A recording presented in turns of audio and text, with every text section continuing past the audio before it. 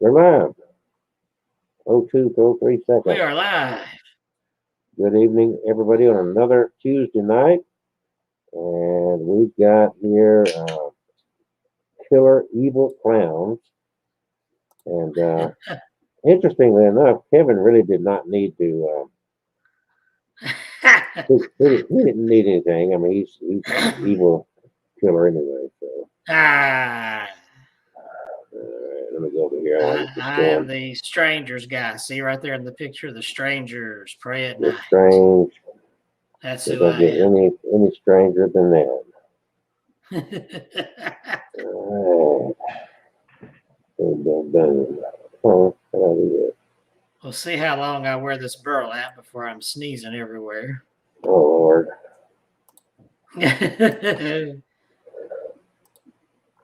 I've been dying to Oh, wear this oh, mask. there you go.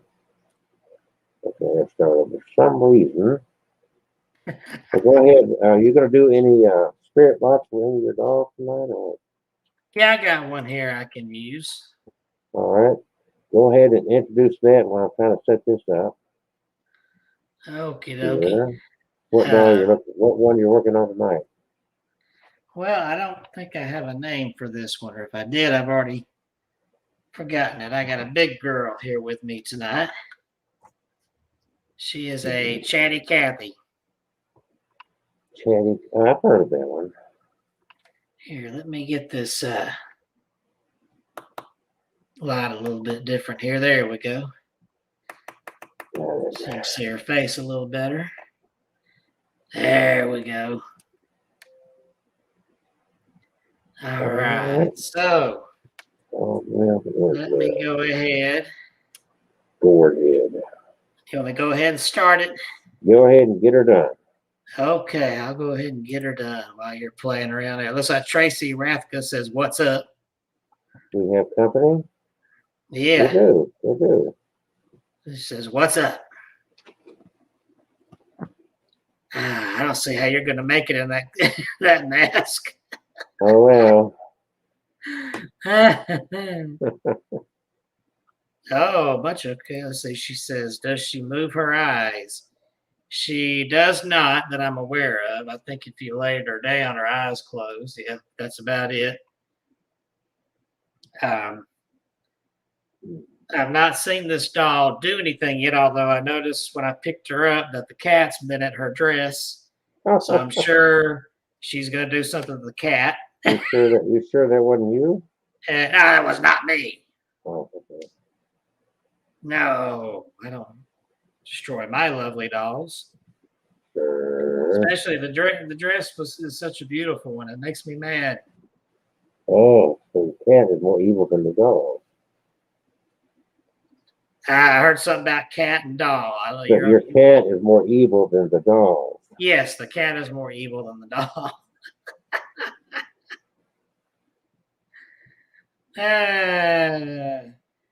Okay. We'll go ahead and get started.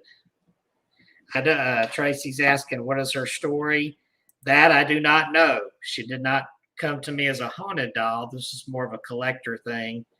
But I feel like there might be a little spirit with this doll. So we're going to see through the spirit box tonight if she says anything. S box. S box, there it is. So we shall see. And here we go. S-Box. Danny. FM.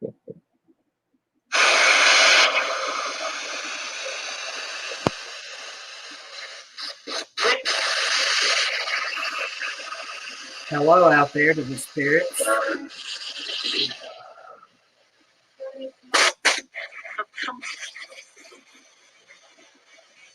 I heard a female voice say, I've come. So who has come?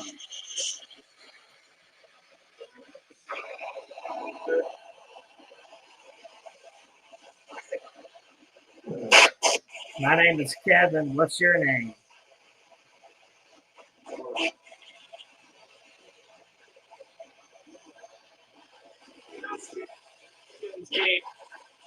Oh, I just heard my name, Kevin Kane. So who is that saying my name?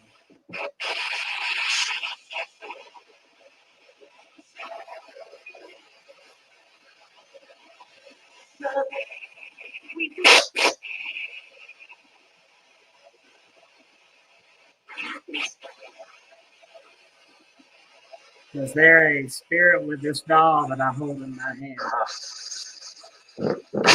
I heard a huh. Is it a boy or a girl spirit?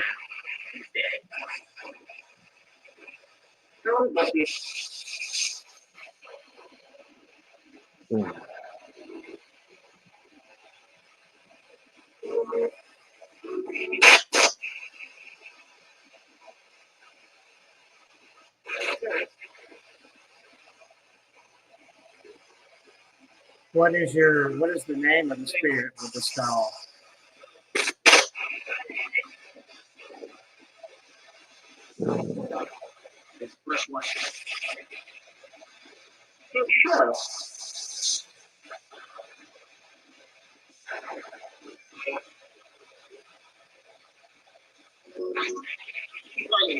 What's the doll's name?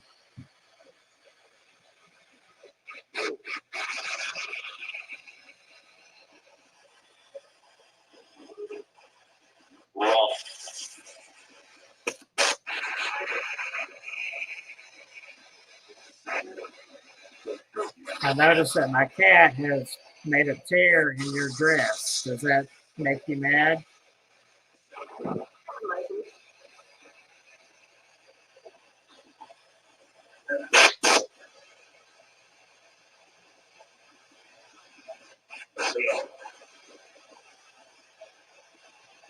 I apologize if she damaged your dress.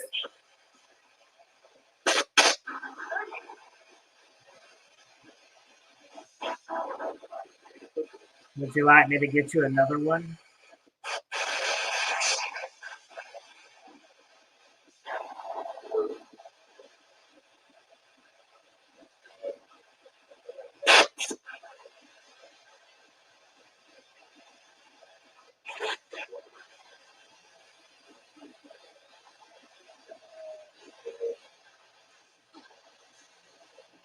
Could you please tell me your name? Fred.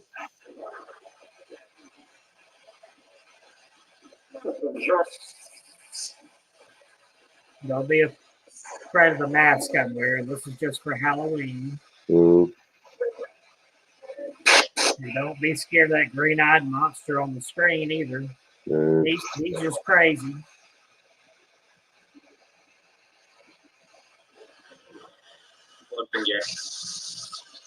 Does this doll belong to you? I'll be right back. Okay.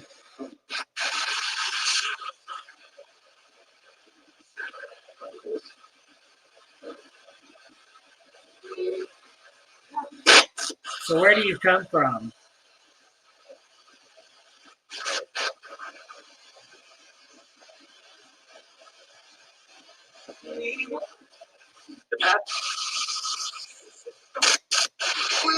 Could you say that again? I couldn't quite hear you.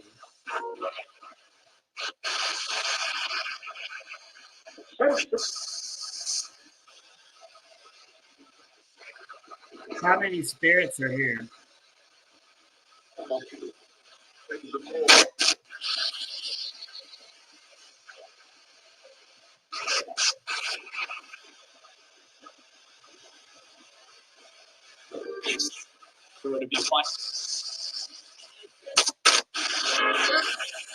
You got a very beautiful doll here.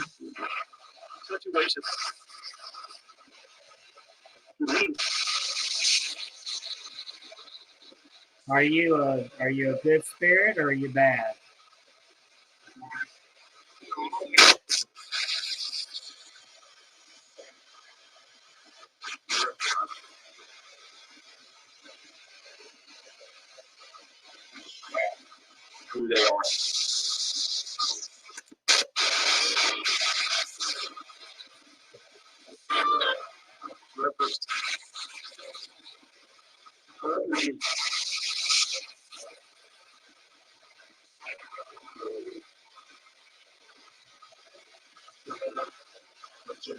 Tonight, here in the show, we're going to be talking about clowns, creepy clowns. Do you like clowns? Okay. All right, okay, bye. Well, don't go away. We're not going to bring out any clowns or anything.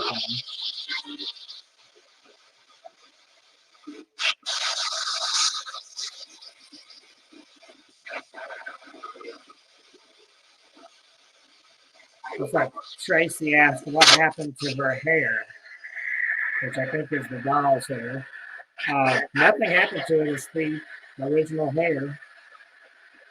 Maybe it's the lighting makes it look different. How much? Somebody asked. How much what?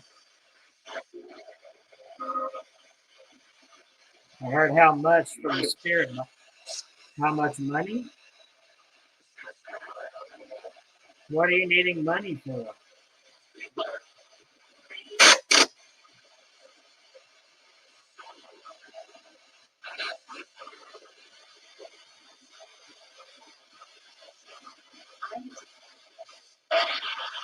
Why are you asking about money?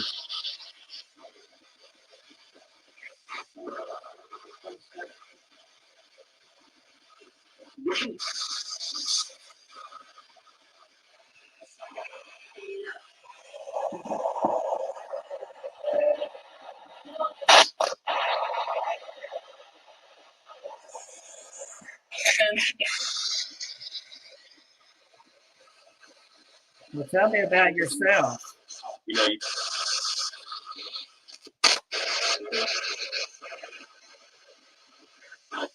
Is this? Are you spiriting this doll?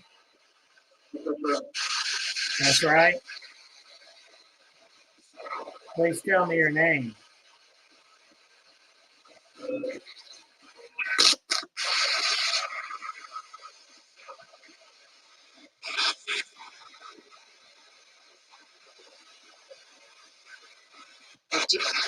look it up. How old are you?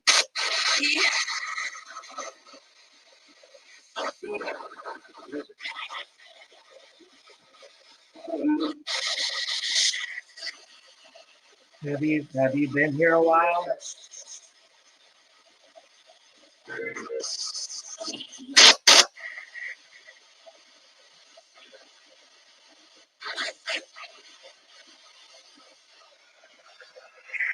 It's like Tracy's asking what happened, or has the hair been cut? I don't know. She came like this to me, so I have no idea. Uh, I've seen some with longer hair, but maybe she was made this way. And I've seen some with short hair too, so I'm not sure. I apologize for that. Were you saying something?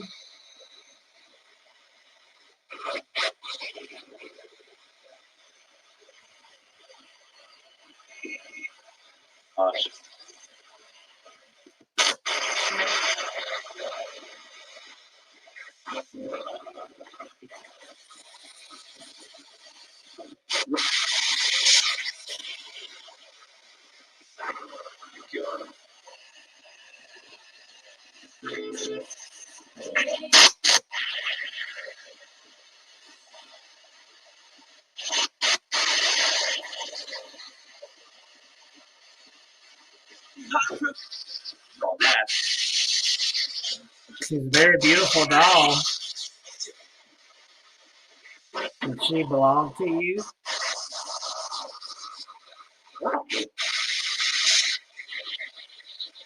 Oh, Catherine Marie is on with her scary clown mask.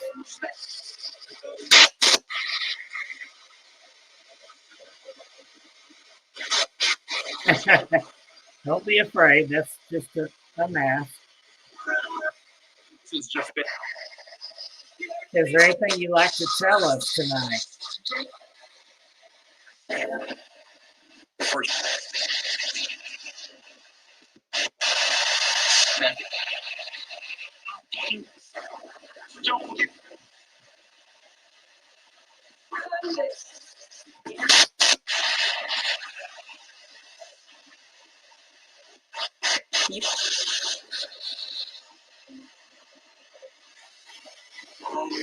Are you enjoying your new home here?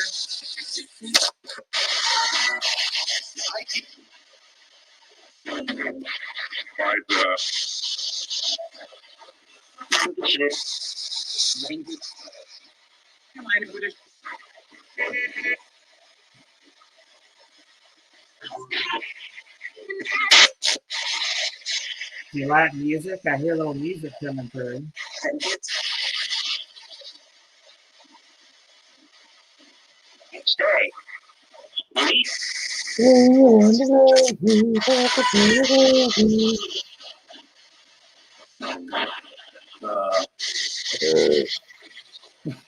What type of music do you like?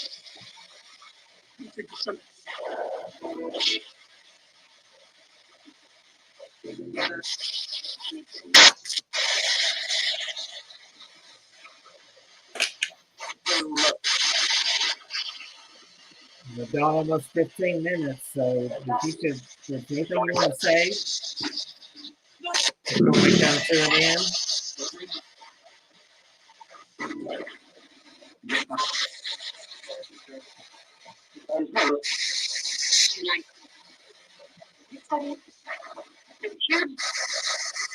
You're a cutie. Yes, you are a cutie. Thank you for confirming that.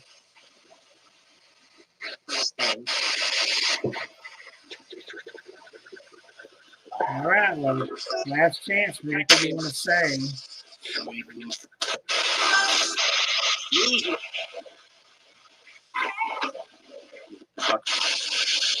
All right, well, I'm going to go ahead and count down to 5. And if there's any spirits here that don't belong, be sure to move back to where you belong. Just looking to shut the door. 5, 4, 3, 2, 1. Thank you. Goodbye. Yeah, that's that. Tracy was asking questions about the doll. The hair came it came like this to me, so I don't know. Some of these chatty Cathys have short hair, some have long. And yeah, she wants to be treated like a princess, and her dress needs to be repaired, must be repaired. I don't know how to repair that, so I'm going to have to probably get a new one. You're not a She's referring seamstress? to the number that the cat has done on the dress. On this beautiful dress she came in. But I can probably find another one.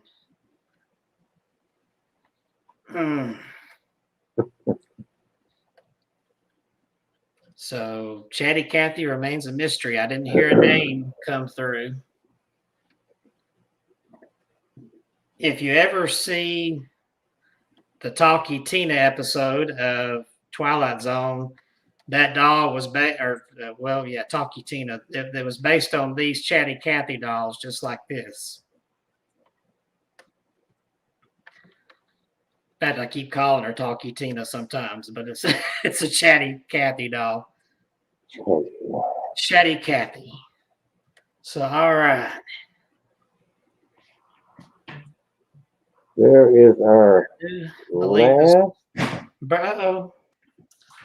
There you go. I do believe this burlap is going to mess with my allergies. This is the last September, right here. Yes. We're into October. By Friday is the 1st of October. And we are truly into the month of Halloween. And all things haunted. Of course, in Kevin's world, that is an annual affair. An annual affair. So you're going to be in Connecticut this Halloween? Yes, I will be. Halloween weekend, in fact, I'll be in Connecticut. And you're going to be doing... I'll be at the Spirit Convention. I can't remember the full name of it. It's the one that I think it's their team is called Seekers of the Paranormal. That's the team founded by Ed and Lorraine Warren. Now, and they will.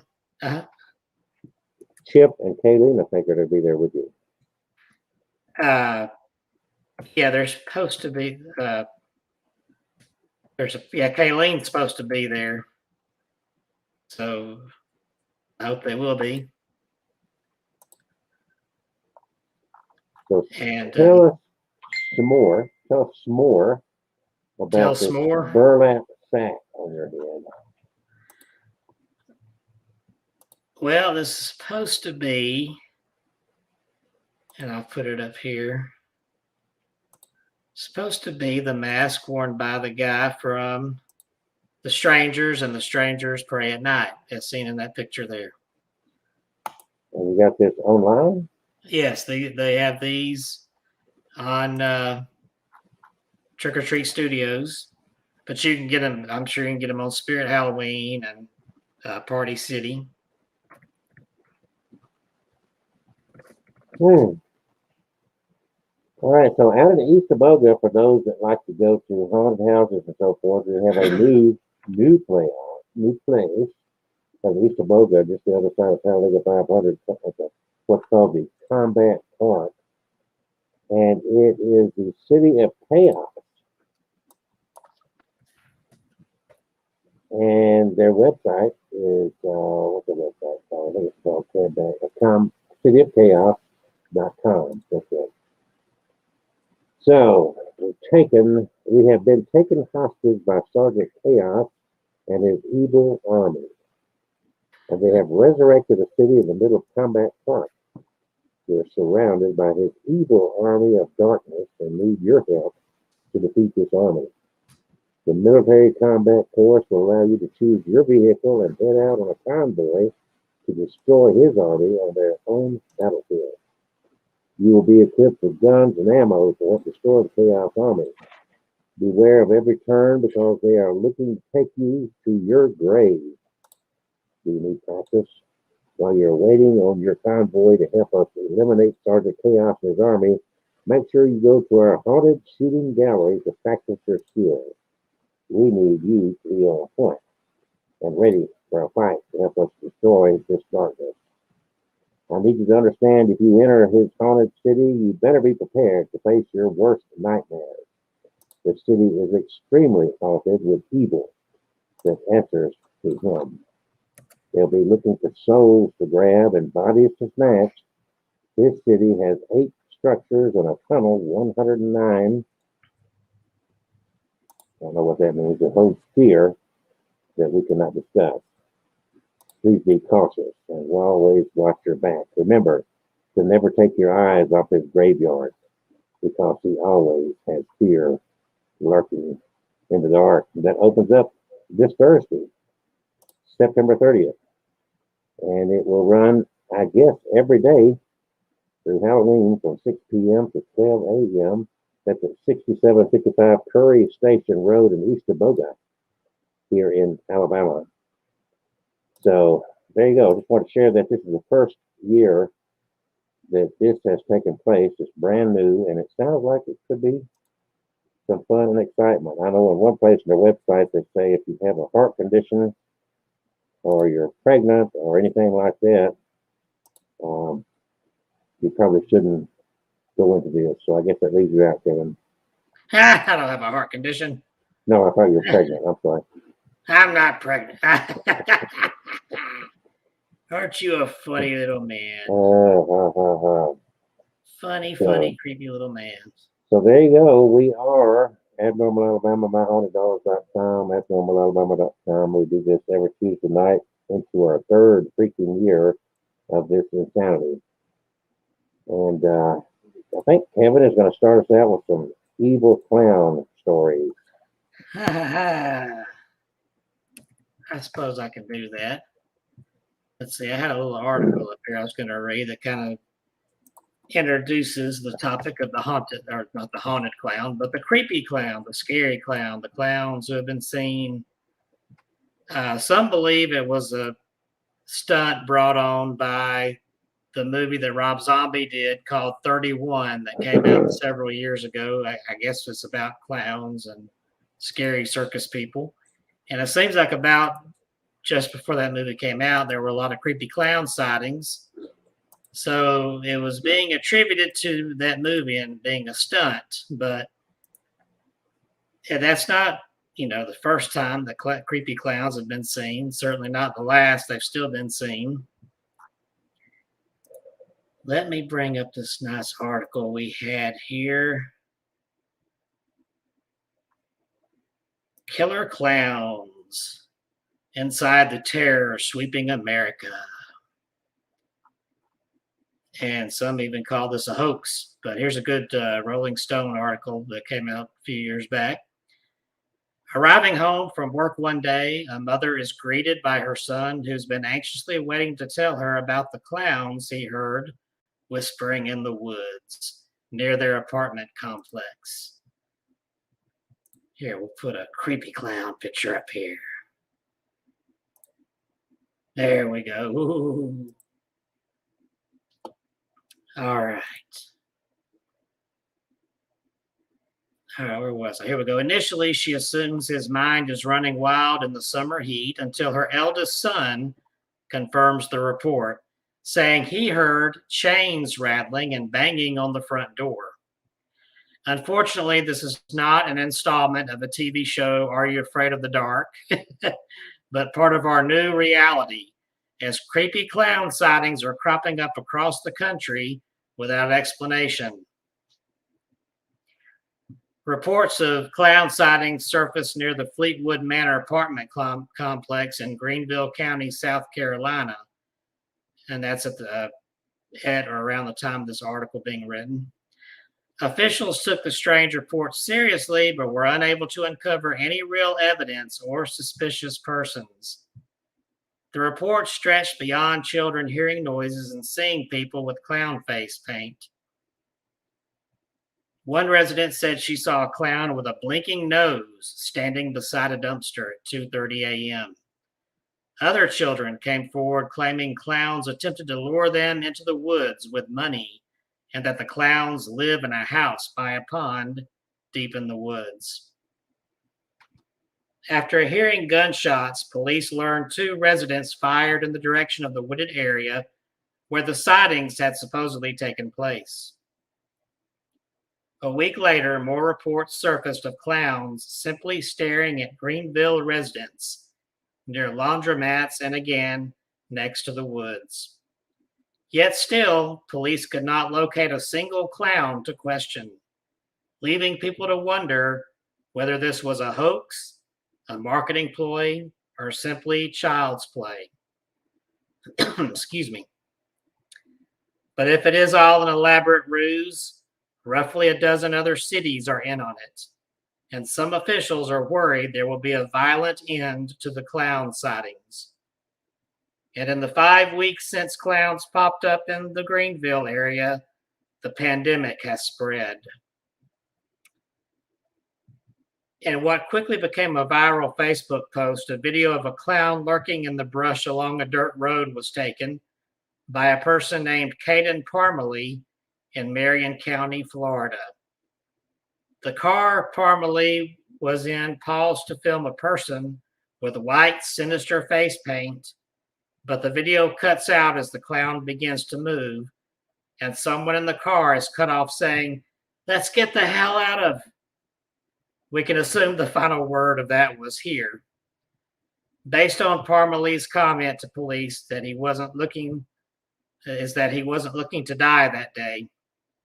Another Florida resident, Kelly Reynolds of Palm Bay, took up running last weekend when she saw 2 clowns while she was walking her dog. Reynolds reported to Florida Today, quote, "I never run, but I turned and ran back to my house as fast as I can." Florida, a hotbed for weird stuff, also had reports of creepy clown sightings in Pensacola and Gainesville. The clowns crept up into North Carolina, littering the state with the grim face paint and costumes. A machete-wielding clown tried to lure a woman into a wooded area in Forsyth County. Winston-Salem increased police presence in certain areas after 2 children claimed they were offered candy by a clown if they'd follow it into the woods. In both Henrico and Augusta counties, parents and their children reported clowns leering at them from cars or on the edge of a forest. While the Augusta clown may still be wandering the forest, a local woman, Holly Brown, reported that the creepy clown was, in fact, her son Angus, a 12-year-old with autism, who donned his Halloween costume a month early. She stated her son was simply excited about the holiday and meant no harm. Given the clown hysteria, he will only wear the costume on October 31st. Pennsylvania, too, is rife with creepy clown reports. In Pottsville, there were reports of 2 people wearing, quote, clown-like clothes, driving around in a pickup truck, scaring teens and children. In Evansburg, a woman caught a peeping Tom clown peering through her window. And most recently, York College sent a safety alert out to the campus, a reaction deemed necessary after receiving 8 different clown reports since September the 24th. More sightings have been reported in Virginia, Ohio, Wisconsin, and most recently, New York State. Police have begun arresting people dressed as clowns on various charges. In Alabama, 7 people are facing felonies for making a terrorist threat, while 2 more juveniles face lesser charges. In Middlesboro, Kentucky, a 20-year-old woman was arrested for wearing a clown costume while hiding in a ditch. In Virginia, 2 teens were taken into custody for donning clown costumes and chasing children. And in recent days, the list has been growing. As campus safety officials in Pennsylvania pointed out in their notice, the creepy clown situation is becoming a national phenomenon. Unfortunately, the situation is nothing new. In 1981, sinister clowns were seen in Boston and neighboring towns throughout New England. The clowns, who harassed small children, were never seen by adults. They would coax children into vans with candy, usually driving alongside children walking down the street or in front of schools. The phantom clowns, as they were dubbed by cryptozoologist Loren Coleman, given their elusive nature, spread to Kansas City, Denver, Omaha, and Pennsylvania. Since the 1980s, clowns have made appearances across the country, usually in the weeks and months leading up to Halloween. Coleman's phantom clown theory is rooted in the primal dread that so many children experience in their presence. The first notable instance of a creepy clown is when the serial killer, John Wayne Gacy, was captured in 1979. His alter ego, Pogo the Clown, frequented children's parties, so his capture drew a connection between a killer and a clown. 3 years later came Poltergeist, the movie, in which a sinister clown doll lives underneath the bed. Stephen King doubled down and only increased the public's fear of clowns with his 1987 novel, It, featuring Pennywise the Clown. It was made into a horrifying film in 1990. People still love to fear clowns, especially with the arrival of the new version of It.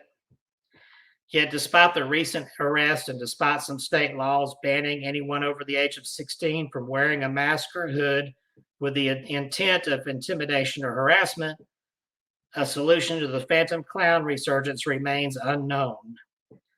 But more than stopping the phenomena, officials are concerned with the terrified people who may have a concealed carry permit for a gun, or for vigilantes actively seeking to end the clown problem on their own.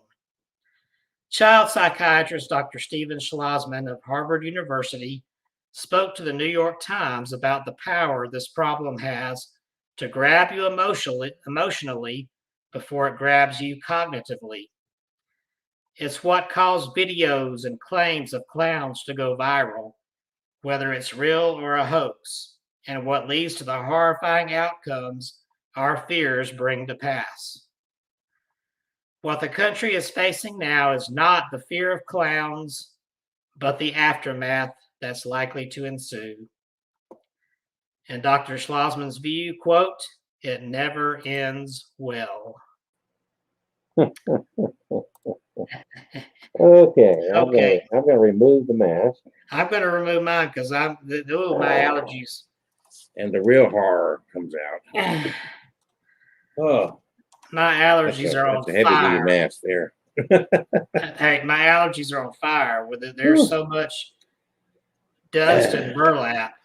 So we had one guy comment Excuse me. I'm sorry. about the show in a negative way on Facebook. I had to laugh. Whoa. What was that tonight? Or Yeah. what did he say? Oh, let's see. Let me go back. It wasn't nasty. It was just.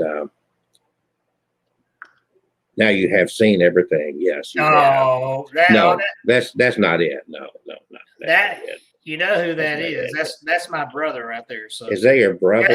yeah, Yeah. No. This guy Philip Gillian said, "What a damn joke." Well, so Uh, I guess you're the joke there. what's so funny is that people have we've gotten into. I remember when believe it or not, I was young, had a head full of hair, and ran the streets as a kid, teenager, preteen, and whatnot. God, and where have we gone? We're so freaking sensitive. We cannot laugh at ourselves anymore. We cannot tell a joke, and it's gone over the top. People, relax, enjoy your life. I got news for every one of you people out there. You're not going to get out of this alive. You are going to die. Relax. Enjoy the moments. Don't be afraid to act up and be stupid, because nothing you do is going to change it. Relax. Enjoy yourself. Well, I'm not afraid to have fun. I'm sorry that some people are so caught up in themselves that can't just go back and go, I'm having fun. Yeah. And so that's it. Yes, I'm not running for president. I did once though, but I'm not running for president. I don't want to be your cult leader. I'm not out to save the world because I can't even save myself, and you can't either. So the best thing you can do, people, is relax and enjoy yourself. Halloween is a time for having fun. It's when adults can pull out their costumes and dress up and have fun. Of course, we do that all year because we have fun. All right, that's what it's all about.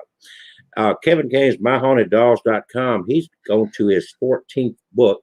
This 14th book is taking a long time, Kevin, to get out there. I've gotten progress so far. I finished finished 2 stories. The first one is more of a novella than a story because it's long, and I'm on story number 3. Okay. So maybe sometime between now and 2024, he'll have his 14th It'll book be done. between now and the next 6 months, I'm sure. Okay. If you're into this kind of stuff that we have fun with here at Abnormal Alabama and myhauntedDolls.com, datingthedead.com is where you can go. Somebody sent me a private chat. Okay. Yeah, that was Catherine. She said a microphone. Yeah, she disappeared. Not working. Okay. So anyway, we are going to enjoy ourselves. We're talking about killer evil clowns.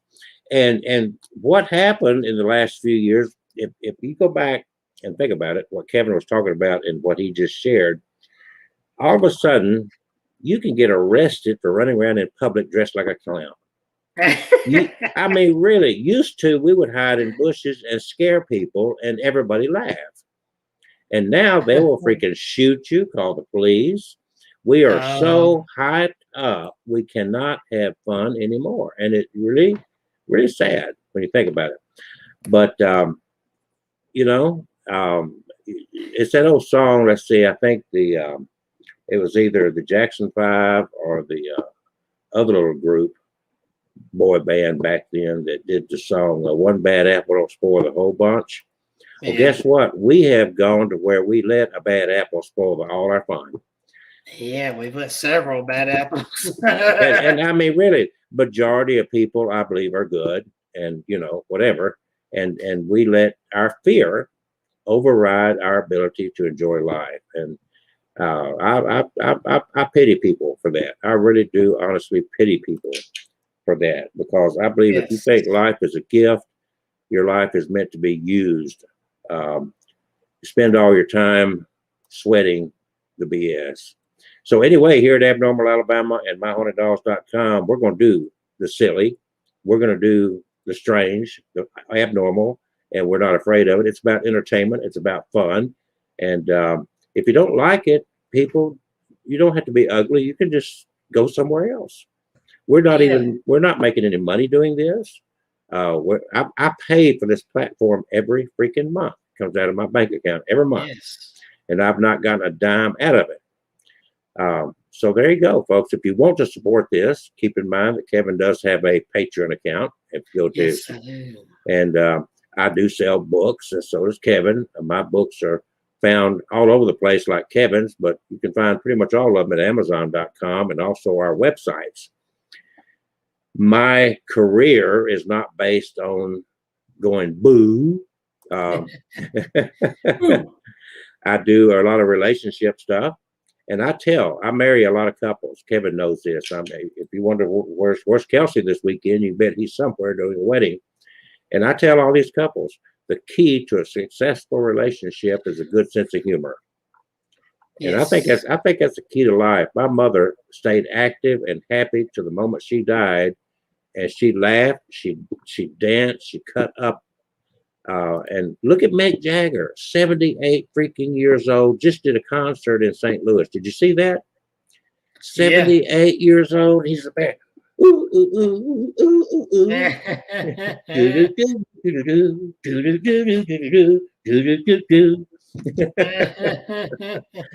That's it. It's entertainment. You know, do you think he acts that way when he's home? Probably not. He don't go around No. saying, "Hey, what's for breakfast tonight? I am so hungry."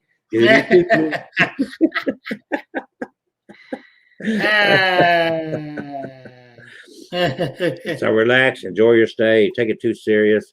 And I'm afraid to tell you, folks, none of us have the answers. We all have what we'd like to believe is the answers, but none of us really have the answers. And you're not going to have the answers until you die.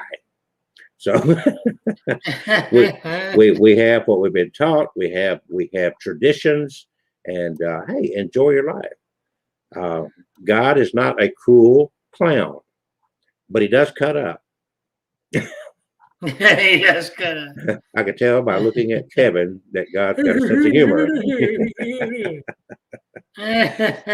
Hello there, Meg Griffin. That sounds like somebody from what's that show? Not South Park, but Family Guy. Family Guy. Meg, we got a star. Yeah. We have a star guest. Meg Griffin from the Family Guy has joined us. Hey, Meg. There's Fat Albert. That's really Fat Kevin, not Fat Albert. Kevin, that's the Fat South saying.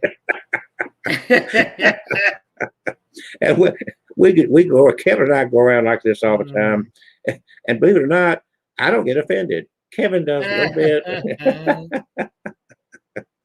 Oh, Lord. Lighten up, people. Enjoy your life. Tuesday nights are fun. Relax. Take a chill pill. Enjoy the cooler temps.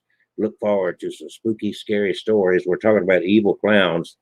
And God, let your kids be kids so that when they get to be 18, 19, they can take on some responsibility and, you know, whatever. But quit robbing fun out of everybody's lives. That's it.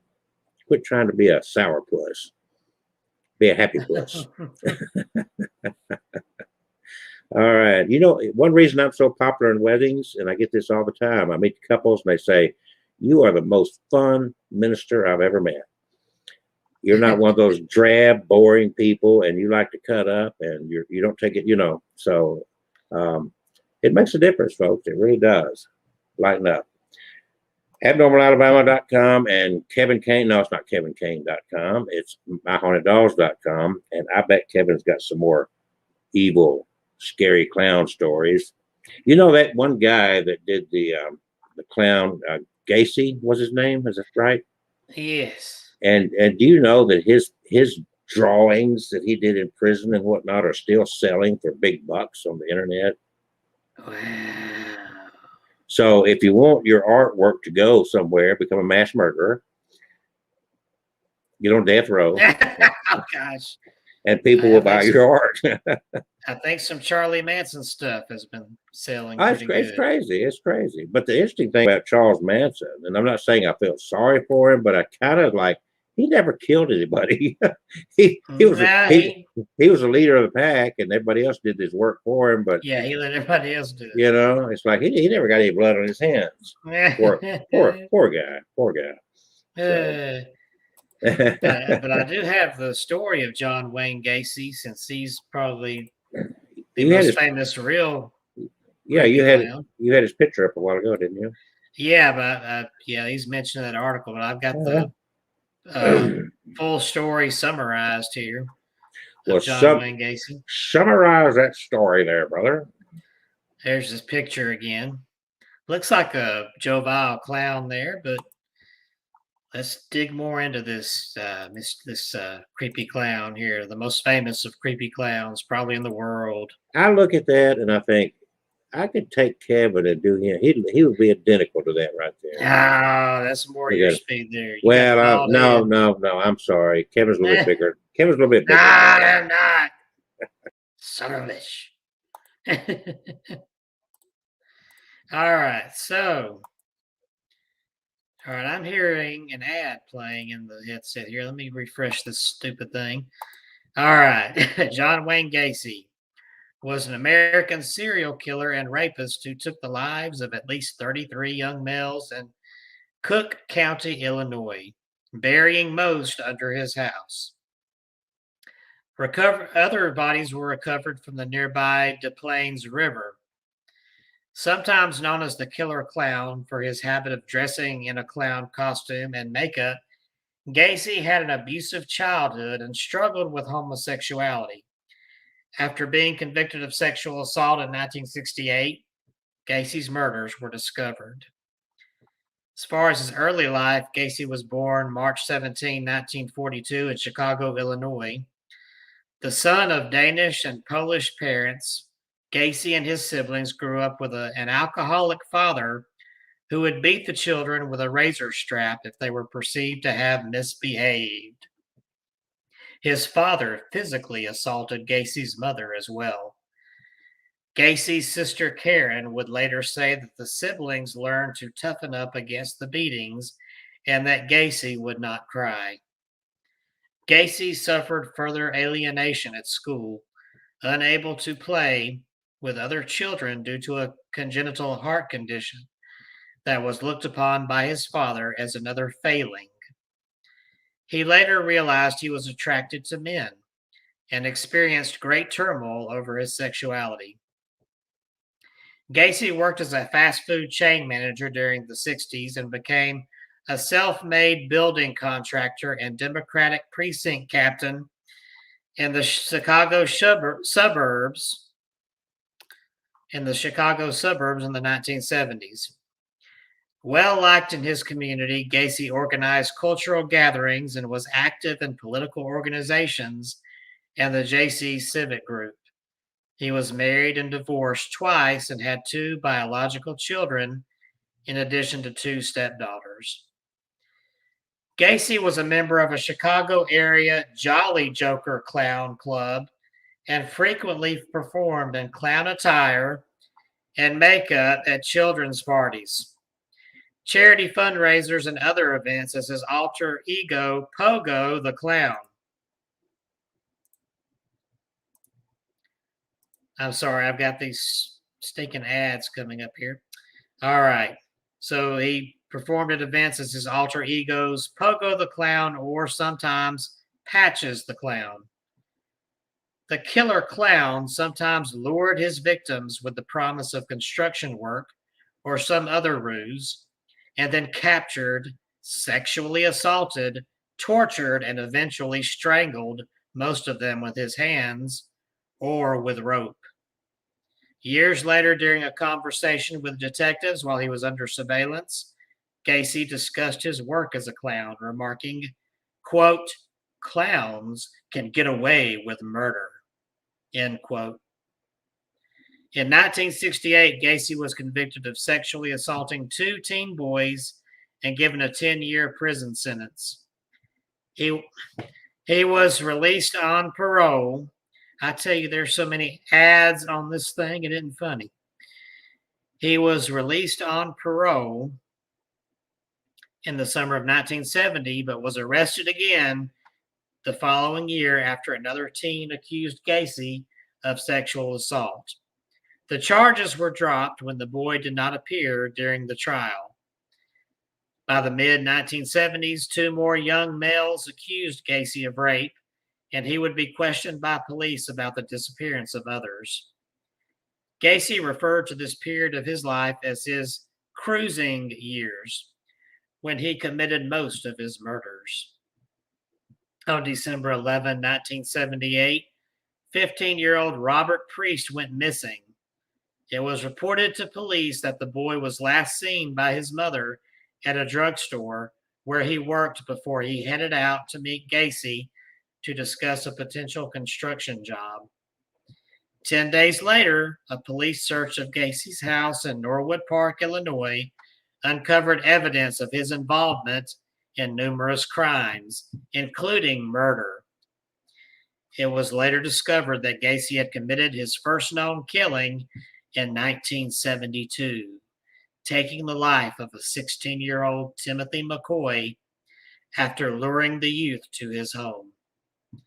After a lengthy period of police surveillance and investigation, and the discovery of several trenches filled with human remains in the crawl space beneath his house, Gacy eventually confessed to killing about 30 people. Over the years, there have been lingering concerns that Gacy may have been responsible for the deaths of other people whose bodies have yet to be found. And when police uncovered human remains in Gacy's house in 1978, 8 bodies could not be identified. More recently, Cook County authorities used DNA evidence to identify Gacy's unidentified victims.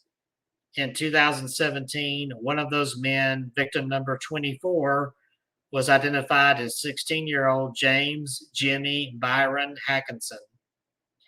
In 1976, Hackinson left his home in St. Paul, Minnesota, and traveled to Chicago to begin life in the city. On August 5th, he called his mother to let her know he had arrived. However, police believe Gacy killed him shortly after. In 1979, Haken's mother had contacted authorities to find out if her son was one of Gacy's victims, but she did not have dental records, and the department lacked sufficient resources to identify him as a victim. Hackinson's mother died in the early 2000s, but other family members provided DNA samples in 2017, and authorities made an immediate match to victim number 24. Gacy's trial began on February 6, 1980, with Gacy having confessed to the crimes. The arguments were focused on whether he could be declared insane and thus remitted to a state mental facility. Gacy had told police that the murders had been committed by an alternate personality, while mental health professionals testified for both sides about Gacy's mental state. After a short jury deliberation, Gacy was ultimately found guilty of committing 33 murders, and he became known as one of the most ruthless serial killers in U.S. history. Not to mention one of the scariest clowns, if not the scariest clown.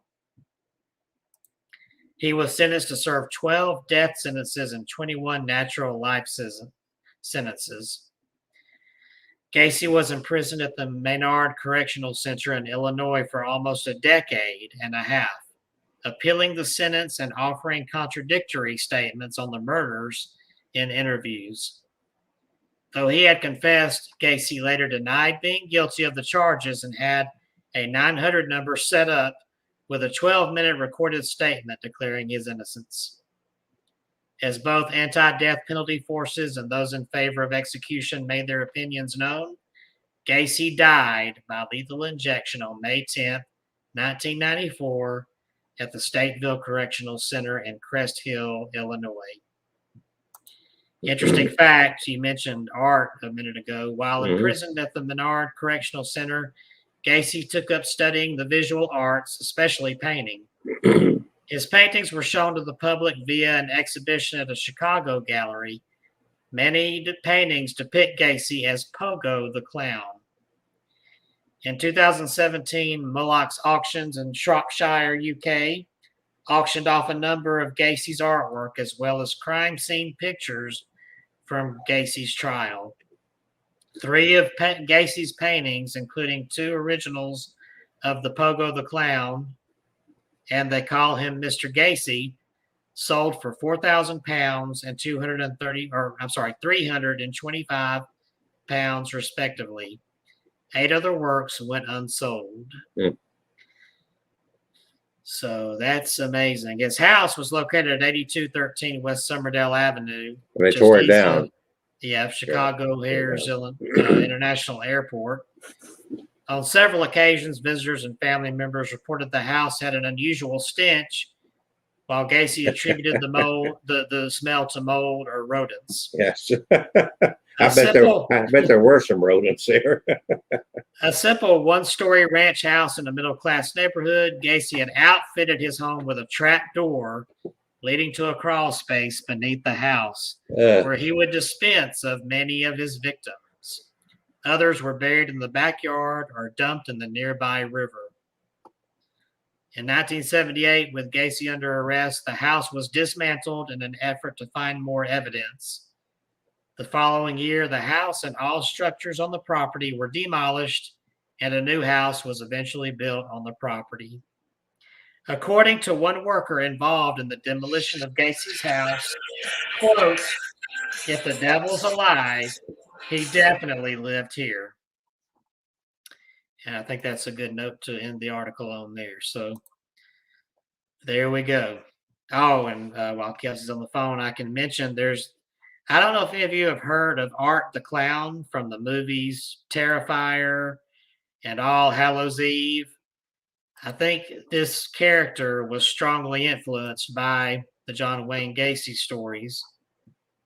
Let me go back here and find a little bit about find a little bit more about this. Just a little bit. Oh, bit. now my computer Knock mouse is it. Kick freezing it. up. Just go ahead. Kick it. Throw it against the wall. Throw it against the wall. Why is it? And I can be on here at any time, but no, it's Well, got to be when I'm in the middle of the live damn show. So I will continue on while you're getting that straight. How's that? Okay. Try to get upset. As you'll note, throughout my life, clowns were not a negative thing. Gradually, and part of it had to do with Hollywood, and then there was the occasional Gacy figure. Anybody can take on any kind of persona and turn it into something ugly because that's how they portrayed themselves.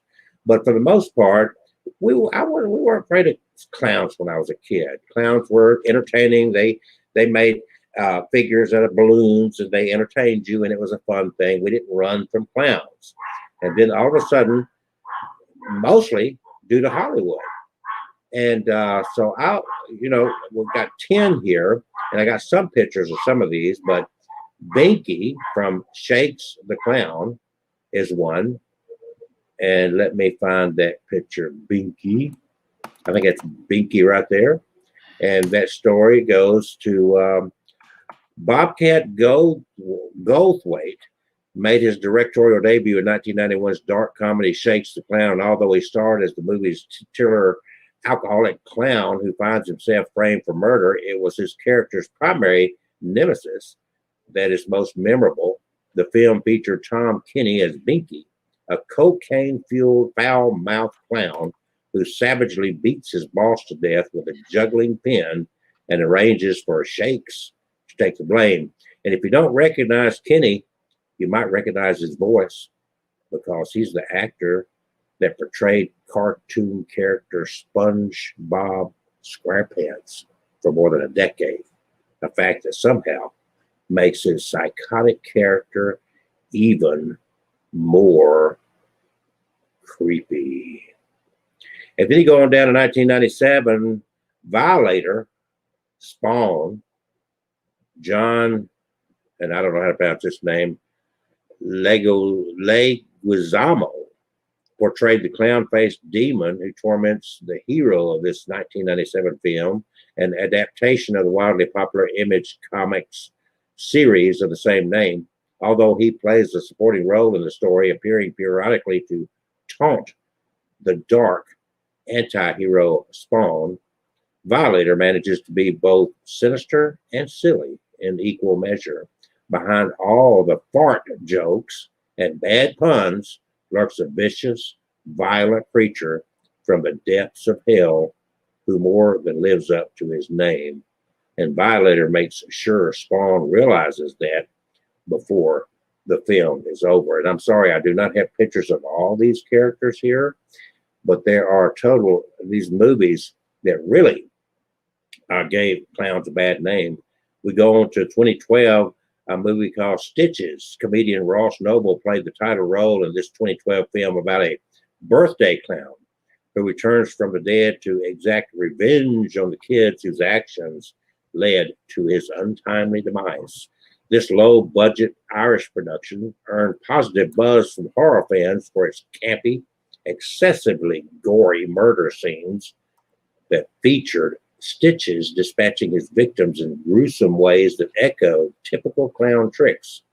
You'll never think of balloon animals the same way again after seeing this film. And then everybody's favorite. I know this has got to be one of Kevin's favorite right here. Let me get him up here. Remember that one, Kevin? Who's that, Kevin? Hold on, I'm Who's that, freezing Kevin? up again. I Who's can't that, see a Kevin? picture. This I is can't see Jack and Box Clown from the Cat Krampus. This criminally Oh, okay. underappreciated 2015 holiday horror film paired an impressive cast, including Adam Scott, Toni Collette, and David Koechner, among others, with fantastic creature effects produced by Weta Workshop. The result was a movie as scary as it was funny, including one particularly terrifying monster that took the form of a children's Jack-in-the-Box toy. As the film's characters learn, the long-necked harlequin that pops out of the musical box hides a dangerous secret, making for one of the film's scariest recurring threats to the poor family tormented by the titular holiday demon.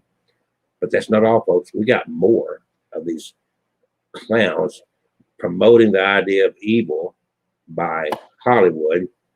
Before he directed Spider-Man, Homecoming, and Spider-Man Far From Home, John Watts helmed this 2014 horror film about a doting father who attempts to salvage his child's birthday party by donning a strange clown suit he finds, only to become the victim of a curse that begins turning him into a child-devouring demon. Unlike most of the killer clowns in this list, Kent McCurry, as portrayed by Andy Powers, is actually a good person, making his transition into a murderous creature infinitely more tragic. The film was notable for setting a particularly grisly scene in a Chuck E. Cheese play area with a demon clown hunting for victims in the claustrophobic maze of tubes, tunnels, and ball pits. We're getting down to number 5 now, if I can keep track of this. I've already done that one. Let's see which one I got coming up here. Is this the right one? No, I got them out of order somehow here. There's the one I want right there. This particular one is Captain Spaulding, The Devil Rejects.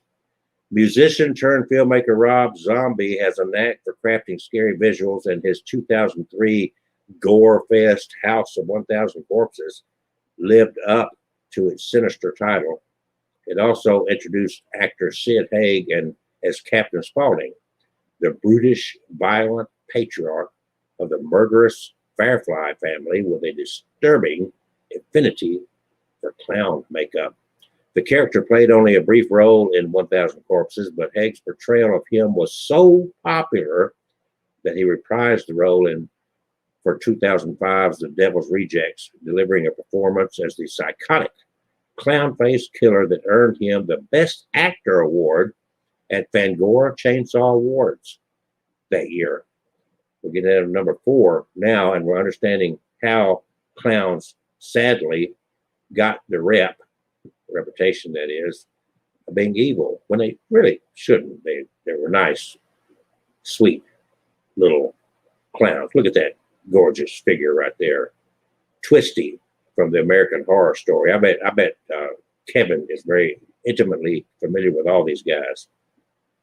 The only entry in this list is Kevin still with me? Did he disappear? No, I'm still here. I was okay. On mute. Yeah, He I was don't muted. watch American Horror Story, so I don't know. The only entry in this list confined to the small screen, Twisty the Clown was one of many murderous characters introduced in the American Horror Story anthology series, but he went on to become one of the show's most memorable and nightmare-fueling creations. A killer clown whose trademark mask hides a grisly secret, Twisty's origin story is as tragic as his crimes are terrifying.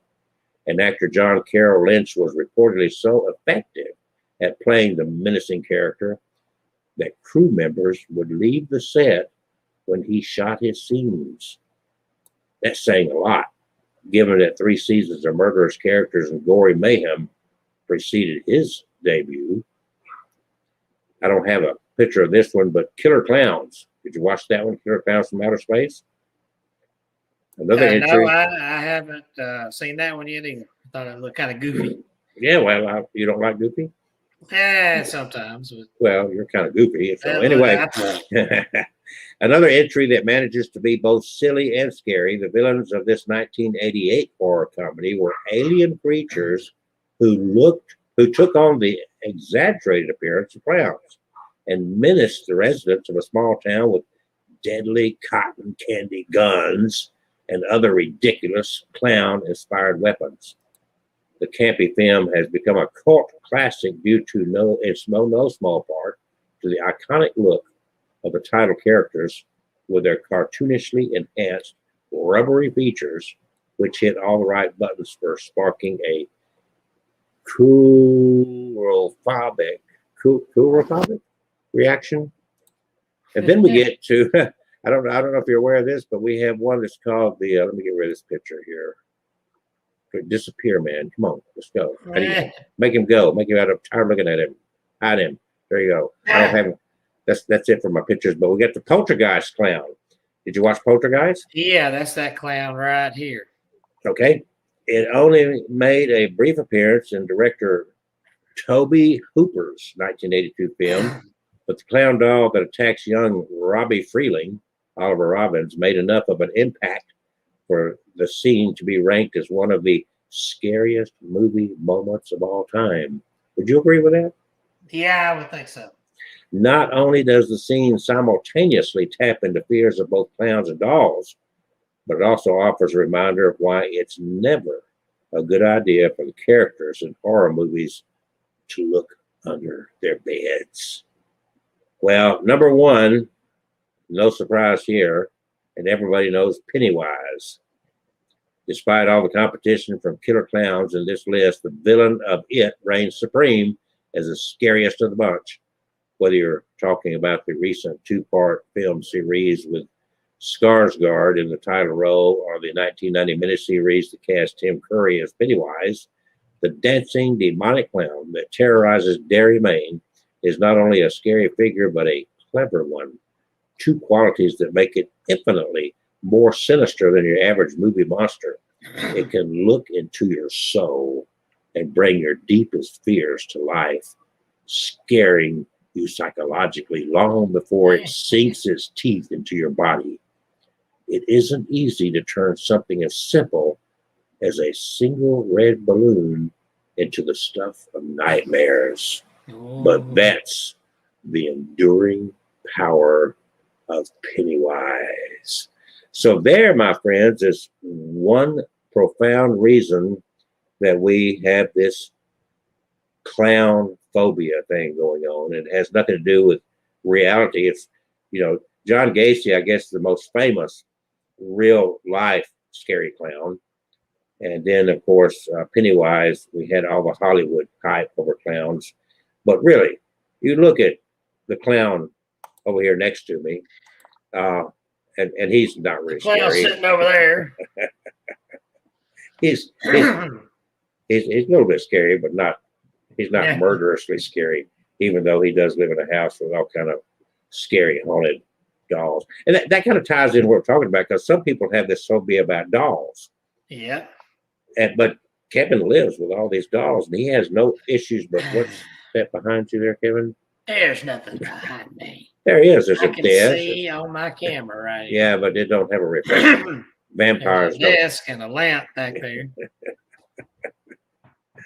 All right. So it's I- 8:00. Pardon? I was gonna say I've got another horror movie clown I was about to talk about before I got screwed over by my computer here. Did you And- get your situation straight? Yeah, I think so here. Okay. Well, I'm going to let Kevin go back to his clown storytelling. I just took that over while he was correcting his technical difficulty on this Tuesday night. This is the last Tuesday for September. This year has flown by. We are now, next week, be our first show in October. Happy Halloween, everybody. And It's Happy Halloween. happy Halloween. Kevin's going to talk about some more clown stuff. Yeah, I was going to talk about this one that's my new favorite, scary as all crap clown here. Terrifier. This is Art the Clown from the movie Terrifier. Art the Clown from the Terrifier films is a frightening take on the killer clown, but his abilities have slowly become more supernatural over time. Terrifier, which is the name of the main movie that he's in, is a worthy addition to the killer clown subgenre of horror. While Art the Clown is a very memorable villain, he's also a character who has undergone significant changes in substantial ways throughout his appearances. Art the Clown's initial appearances chart back to two of Damien Leone's short films, The Ninth Circle and Terrifier, the original short movie version from 2008 and 2011. The character made such an impact in these bite-sized doses that he slowly transitioned from short films to feature-length movies to terrorize audiences. Art's motive has always been to drug, kidnap, and torture women, which is why many believe that this is a flip-flop version of John Wayne Gacy. Maybe he was based strongly on John Wayne Gacy, Pogo the Clown. But in this case, it's women instead of boys. But the ways in which he executes this evolves throughout the shorts and feature films. In these short films, Art the Clown is a reasonably grounded killer who just sports a terrifying clown look. He's treated like a human. However, in the movie All Hallows Eve, a horror anthology film which prominently features Art the Clown in its stories, begins to push the character into more exaggerated and supernatural territory. All Hallows Eve warps Art's look in each of the anthology segments. He retains his human appearance in the first movie, but in the other two, he looks increasingly more abnormal and demonic. Art's teeth are rotting, plus his head and proportions are skewed and become more intimidating in a way that loses the human touch. Additionally, Art's not one for words, which plays into his mime-like clown appearance.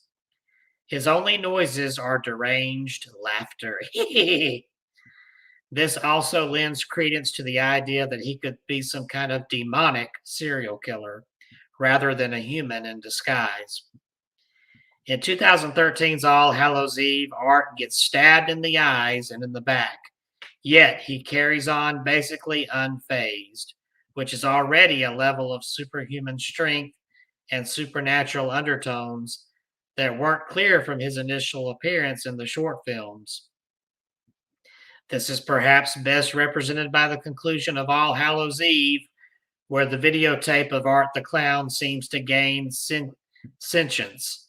It's able to interact with the people who are watching it. This is all taken even further in Terrifier, Art's first solo feature, and a movie that features one narrative rather than the anthology approach. Terrifier, which is his magnum opus, pushes the character into even more monstrous territory. He still drugs and maims his victims, but he also shows a cannibalistic streak by eating some of their faces. The biggest jump here is that Art is shown to be able to reanimate himself upon death and appears to have some kind of immortal status. It's possible that Art is an evil entity who has been willed to kill, similarly to what was done with Michael Myers and The Curse of Thorn. This is a huge shift in terms of Art the Clown now being an unstoppable force, which clearly transcends any typical serial killer. With Terrifier Part 2 already on the way, it will be interesting to see if Art's look and powers continue to become more surreal, or if the Terrifier franchise will go on in the same or go in the opposite direction and try to tone him down. I, for one, have seen the Terrifier film, and that thing was pretty dang scary. So if you haven't seen that, I'd recommend that. So you're saying it was terrifying? It was terrifying. Terrifier is terrifying. Terrifying, terrifying. I mean, that's a creepy clown. I think it's cute, lovable, lovable creature. Not if you met him and he ate your face off. A lot of the hype, we go back about 5 years. In fact, 5 years this month. Almost, well, it's October 4th, 2016, coming up on the anniversary of that.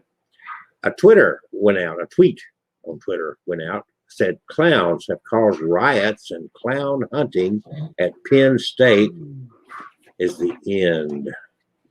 And by the time 500 people were angrily combing the streets on October 3rd looking for dangerous cosplayers in what is now being called the Penn State Clown Riot, it was clear the nation had a serious clown problem on its hands. And this has started this mayhem really around the world, and everybody was scared of this. But let's dig a little deeper as to what was going on here. As reporters were quick to note in the case of the Penn State incident, no clowns were located in the clown hunt, and no evidence was found to suggest that evil clowns were ever there to begin with. Emphasizing this fact, one, you'll need to remind yourself as we continue through the maze of clown madness, the reported clowns did not actually exist. The clown hysteria seems to revolve around two nightmare scenarios. The first one is that a group of people dressed as clowns are preying on children.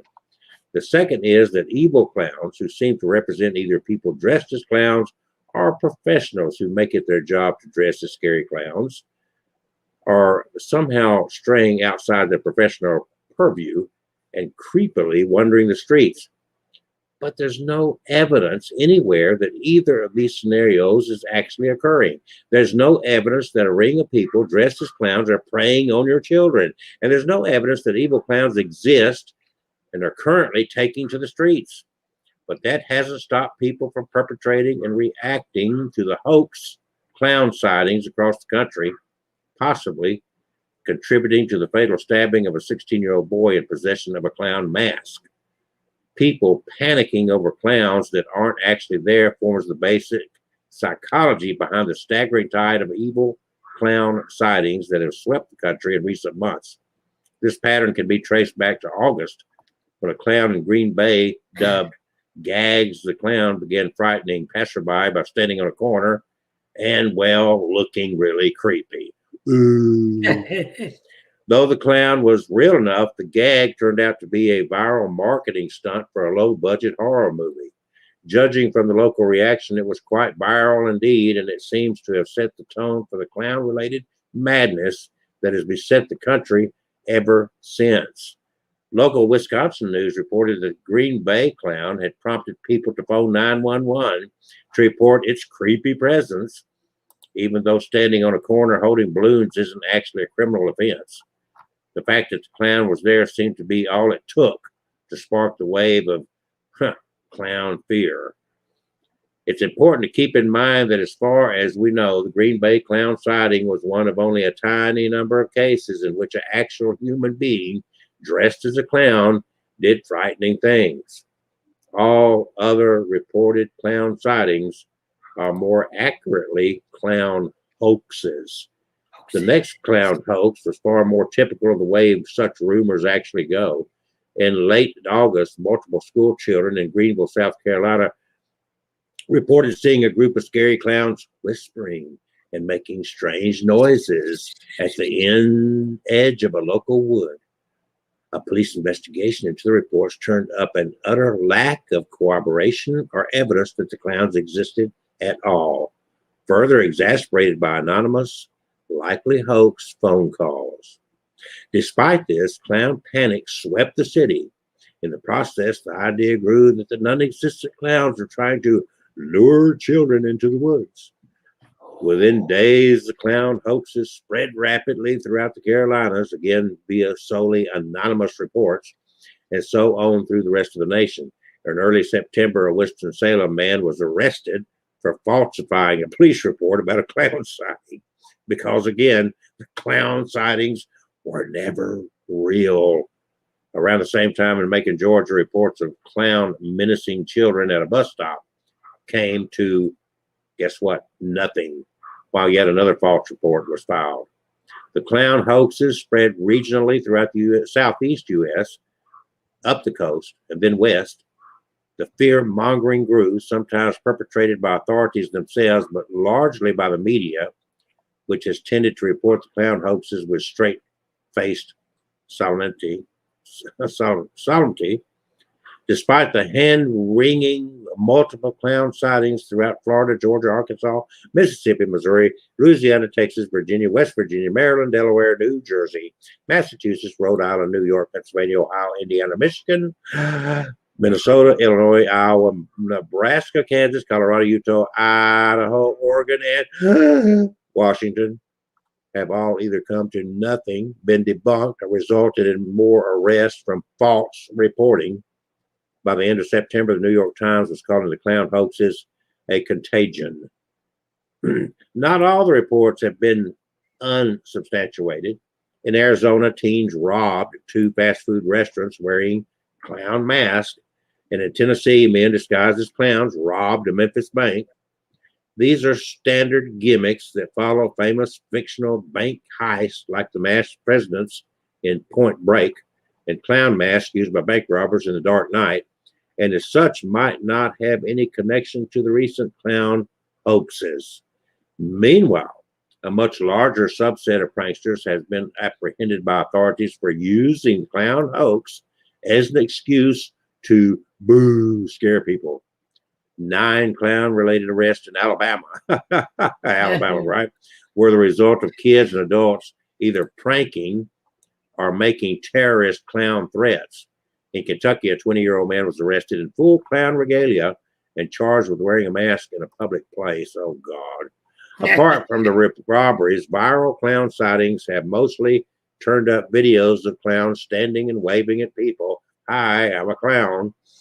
Like this, waving, One video posted of a clown lurking creepily in the bushes in Florida racked up more than 1 million views on Facebook, but no corroboration of its authenticity has surfaced. And even the poster, Caden Monroe Parmalee, seems to be a fan of conspiracies. The wave of hoaxes has led to growing alarm among school districts. Since the clown hoaxes began, schools in Dallas, Houston, Connecticut, Virginia, Philadelphia, D.C., Missouri, New Jersey, Arizona, Kentucky, New York, and Baltimore have beefed up security due to clown-related threats to school districts and or general clown panic. In New Haven, schools have banned all clown costumes for the entire month of October. And in Georgia, an 11-year-old girl was arrested for bringing a knife to school to protect herself against clowns. while in Virginia, a high schooler asked someone posing as a clown on Facebook to commit murder. In Albany, school security increased after a clown bomb threat was reported to a number of schools, while in Missouri, a clown Facebook group promised, "We're sick of killing the teachers and kidnapping the kids. We are not playing." Not every school is kowtowing to hoaxes. A Las Vegas school district dismissed its hoaxes, and one Virginia school district issued an adamant proclamation reiterating there was no credible threat posed by any of the clown-related rumors. They were joined by at least one police department, reminding the public to stop freaking out over unsubstantiated clown rumors. And this is the heart of the issue. Despite the hysteria, the few actual clown sightings have nothing to do with the rumors of scary child predators in vans or evil clowns roaming the woods or the streets. The occasional random kid in a clown mask is an individual looking to scare people. There's no evidence to suggest these incidents are part of a dark clown-related conspiracy that is putting children at risk. It must be some of Trump's people. We know the vast majority of these rumors are hoaxes, not only because the recent clown sightings have essentially all come to nothing, but because this isn't the first time such hysteria has swept the country. There is, in fact, a long history of clown sightings and subsequent clown panics in the U.S., stretching back decades. American history is littered with creepy clown sightings, which at times have spread across the ocean to infect Europe. Documented public scares surrounding creepy clown sightings date back to May 1981, a year before Poltergeist, and a whole 5 years before the publication of Stephen King's It, when a group of school children in Brookline, Massachusetts reported seeing scary clowns in a black van. A police APB was issued and a memo of caution was sent to Boston area school administrators. Though police ultimately dismissed the reports when no adults were able to corroborate the sightings, the clown panic spread throughout multiple cities in the U.S. during the summer of 1981. The phenomenon had also gained a name, phantom clowns. Since then, phantom clowns have caused scares in Boston, Providence, Omaha, and Arizona in 1985, in New Jersey and Chicago in 1991, D.C. and Maryland in 1994, Honduras in 1995, Wisconsin in 2000, Chicago in 2008, Northampton, England in 2013, France in 2014, California in 2014, Wisconsin and Chicago again in 2015, and Florida earlier in 2016. And these are just the highlights. Ben Radford is a folklore and urban legends researcher for the Committee of Skeptical Inquiry. He also the author of Martians Have Landed, a history of media-driven panics and hoaxes, which looks at mass social panics and bad clowns, a well-timed 2015 book that looks at the history of the evil clown in popular culture. In each book, Radford places the history of bad clowns within a larger context of moral panics throughout recent history, from the infamous satanic panic of the 80s to the panic over kids playing Pokemon in the late 90s. I do think there's an element of social anxiety, Radford told Vox in an interview, citing concerns over the election cycle, terrorism, the rise of mass shootings, and an increasing tension with police and protesters. It sort of creates this ripe social context for clown panics. The first wave of phantom clowns broke loose in the 80s alongside new fears of child kidnappings and the panic surrounding a wave of false accusations of satanic ritual abuse in daycares throughout the nation. The clown panic, with its implied threats of pedophilia and kidnapping and its aesthetic of crazed fringe terror in the form of renegade clowns, overlapped with these fears. Moral panics usually rise in the midst of greater social unease. It can be argued that these moral panics emerged at a moment when a narrative of the country's social prosperity and stability was emerging under the Reagan administration. The country's repressed anxieties found their outlet in the specter of psychotic clowns and the unknown occult. Slate's Matthew Dissum points out that though the clown scares preceded It, the movie It, the novel's central menace, Pennywise the clown, who is more accurately a shape-shifting evil entity whose resting state is that of Stephen King's terrifying clown, returns to terrorize the children of suburban Maine once per generation, a pattern reminiscent of these real-life clown scares. This makes sense not only in terms of how urban legends and folkloric tropes are passed down through generations, but also in terms of the cyclical social anxieties that trigger these kinds of mass panics. You can put whatever mask you want on it, but essentially it's about a fear of loss of the familiar and loss of control. But why does that mask have a clown face? Radford said that despite the popular images of clowns in America as happy figures, the reality is that clowns have always had a dark side. I'd always thought of clowns as being happy and good, but in fact, if you look at the history of the clown is a much more ambiguous character. If you look at the clown as a archetype, sometimes they were good and sometimes they were bad. It's a misleading question to ask when did clowns go bad, because they were never really good. They always had this duality to them. The clown's evil side has always been central to its nature.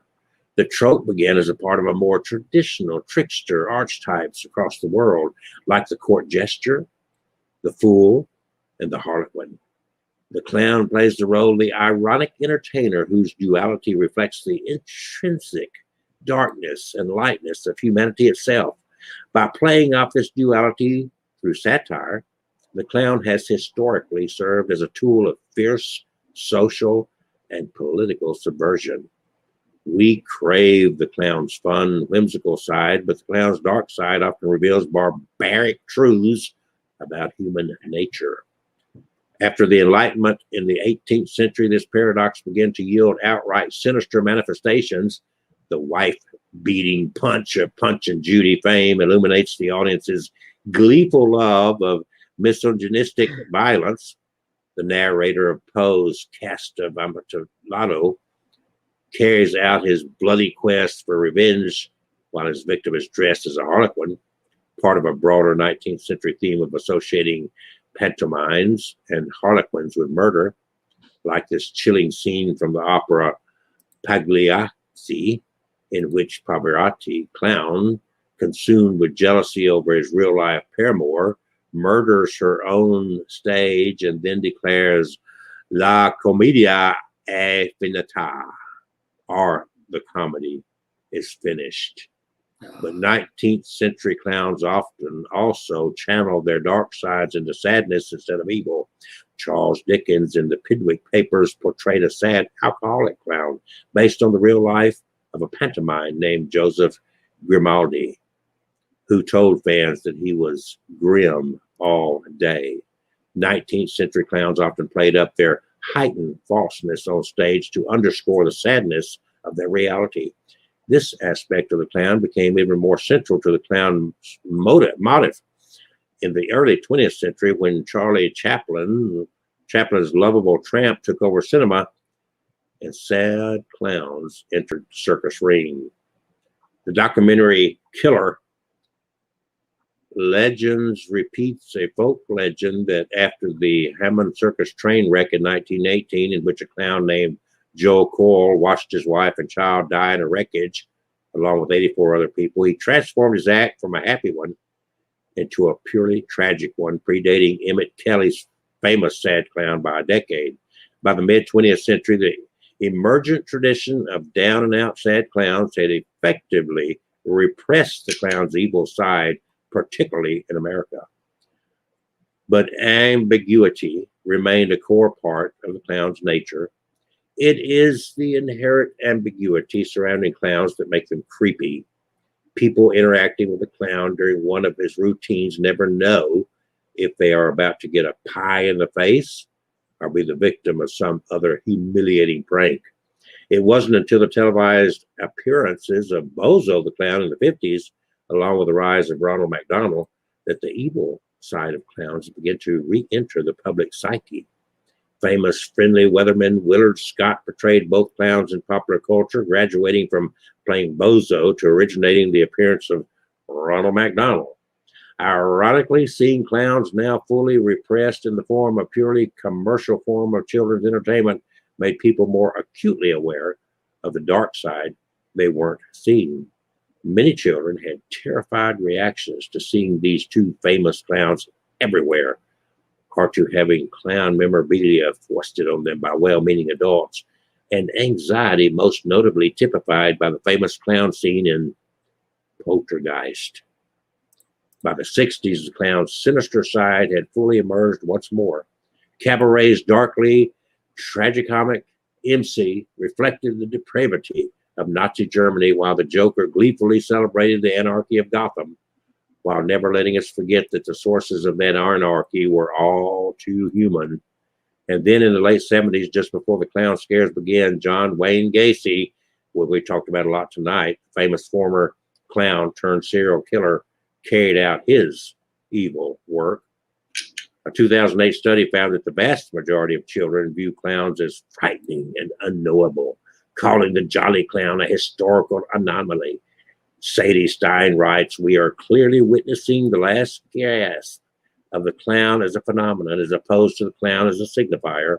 In other words, after a short historical stint as a purely commercial entertainment tool, the clown has rescinded to its proper cultural role as a trickster and sinister arbiter of the times. In the modern era, if a clown doesn't scare you, something's off. Sometimes the duality of the clown really does have shocking connections to actual horror. Gacy's not the only real-life evil associated with the specter of the clown. In 1992, Rex Mays, who sometimes worked as a clown and children's entertainer, brutally murdered 2 children next door. And when James Holmes carried out the 2012 mass shootings of a movie theater in Aurora, Colorado, he did so dressed as the Joker at the premiere of The Dark Knight Rises, which was itself associated with clown-fueled violence. But one thing clowns have never had is a history of driving scary vans through a suburban neighborhood or near a schoolyard in search of kids to abduct. Radford said that his biggest fear related to the current clown panic is not the clowns, but ordinary people. Rumors have real consequences, he said. My concern is that people will start overreacting to what is essentially a hoax and an urban legend. Given that the overreactions have already begun, police are having to warn public not to shoot people dressed as clowns. Please don't shoot. It can't be overstated that the clowns are a figment of the public imagination. The best thing to do if a clown hysteria comes to your town is to be reasonable and skeptical. In other words, don't panic. There's no reason to assume that people dressed as clowns in your area are acting out of anything other than a wish to perpetrate the hoax. Likewise, there's no reason to assume that clown threats being directed at your local schools are coming from anyone other than kids who want to get out of class for a day or two. Remember that a lack of photographic evidence or other physical evidence usually makes it implausible that a real clown has shown up in your area. And if someone is dressed as a clown, the likelihood that they have done so with genuine evil intent is very low. And remember, so far, no actual clowns have been involved in the Great Clown Panic of 2016. There, my friends, is the actual history of our dealing in recent times with the clown. The clown. Yes, the clown. Ooh. Come in the clowns. Yeah, what's that one of song? Huh? Send in the clowns. Yeah, send in the clowns. Did you know my favorite, or one of my favorites? Kind of hard to narrow it down. I got narrowed down to 4. One of them, my favorite urban legends, is about the clown statue. Have you heard that one? The clown statue? Yes. No, the you clown statue. do tell.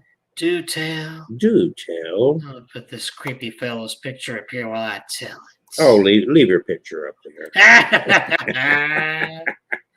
The scary clown statue story is an urban legend, or is it, about a babysitter who finds herself alone in the house with a creepy statue of a clown.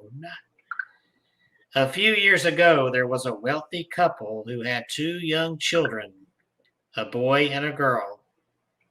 The family lived in a large house in Newport Beach, California. After taking care of their kids all week, the mother and father decided that they needed a break. So they booked a table for dinner at a nice restaurant. That evening, they called a teenage girl they knew and arranged for her to come over and babysit their children while they were out. When the babysitter arrived, the parents told her to fix supper for the kids and put them to bed. After that, you can just watch TV and help yourself to anything in the fridge, said the father.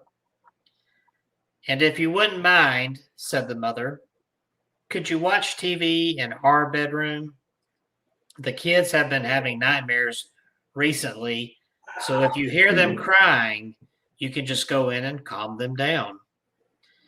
The babysitter happily agreed, and the parents left for their dinner date.